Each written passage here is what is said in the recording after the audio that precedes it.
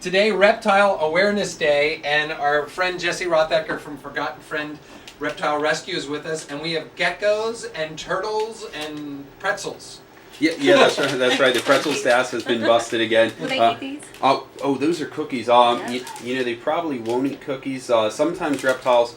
Well, boy, that does look good though. You'll eat that. I would probably eat One's this. escaping here. Right. One of the reptiles is going after the goodie box here. Yeah, we have a no lizard left behind policy, so we just want to bring some reptiles in. Remind you, reptiles are our friends. If you happen to find a turtle crossing the road, do you know what to do? Do you guys know what to do if you find a turtle crossing the road? I called you. Exactly. That's I right. almost stepped on one the other day. It was a snapping turtle. Oh, did you? How'd you Yeah. almost step on a snapping turtle? Oh, well, we have a creek in our backyard, Yeah. and he was huge. Oh, I mean, wow, that's absolutely great. huge. Almost stepped on him, and we actually ended up getting a shovel and Right. picking him up and putting him back because, man, his jaw, his mouth opens very wide. Oh yeah, that's our state's largest species. They're really big. In fact, down south they have the alligator snapping turtle, which gets even bigger than our snappers here. And they hunt just by opening their mouth and wiggling their tongue around. I wish I could do that. Open my mouth, wiggle my tongue around, and then the pizza just would swim right in my mouth. There you go.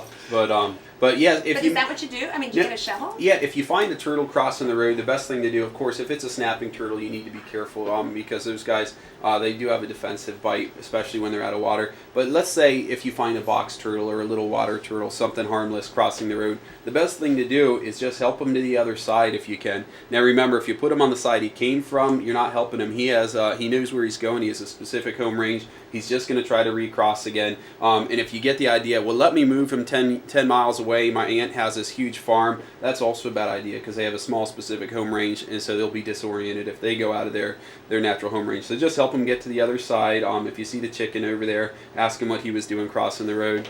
But that's the best thing to do. And I think probably the best thing to do on Reptile Awareness Day is do some education. Jess, you really got started in doing what you're doing, rescuing reptiles, because a lot of people buy very small reptiles and they're 6 inches long, and the next thing you know, they're 5 feet long and eating you out of house and home. Yeah, that's right. And we have along today with us, we also have an anaconda and a boa constrictor that were abandoned in Lancaster. They came in through Lancaster Humane League into Forgotten Friend.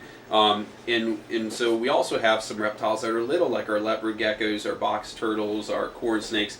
And so there's some reptiles that are going to stay little. There's some of them that are going to get enormous. And so we just ask folks, please do your homework. Make sure you know what species you're getting when you bring it home. If you find a box turtle in the wild, here's a quick quiz for you. Can you take it home? What do you think? I would say no. I'm going to say yes. Now, my parents growing up, if they found a box turtle in the wild, they would take it home as a pet and they would keep it for a little while. And years ago, you could do that. But recently in Pennsylvania, the box turtle became a protected species. Now, if you find one, take a picture, sing a song, write a poem, but don't take it home because it needs to stay there in the wild. Very cool. And if folks want to visit you online, tell us where we could do that, Jess. Go to ForgottenFriend.org. Lots of pictures of rescue reptiles. You can find out how to adopt a reptile, or give up a reptile if you need to give one up, or if you'd like to have reptile programs, assemblies, or church visits, or community events, you can get in touch with us that way, and we can invade your school or church. When he does a presentation for kids, Jess, you are the best. You treat the kids with a lot of respect. It's very educational. There's a lot of humor. It's a lot of fun. And I think the kids just love it. I know my kids love coming out and seeing you and your reptiles. Thanks a lot. Yeah, we've never dropped a snake in a kid's head twice in a program. Never had any fingers or hands bitten off. Can't say the same about toes. No, I'm just kidding. We have a really good time. We bring along the friendliest reptiles, and whether you love reptiles or whether you're kind of scared of reptiles, we do try to have a good time and celebrate God's creation, and remember that not only are the animals wonderfully made by God, but the kids especially are fearfully and wonderfully made by God. And so we try to encourage those kids as well with that creation message.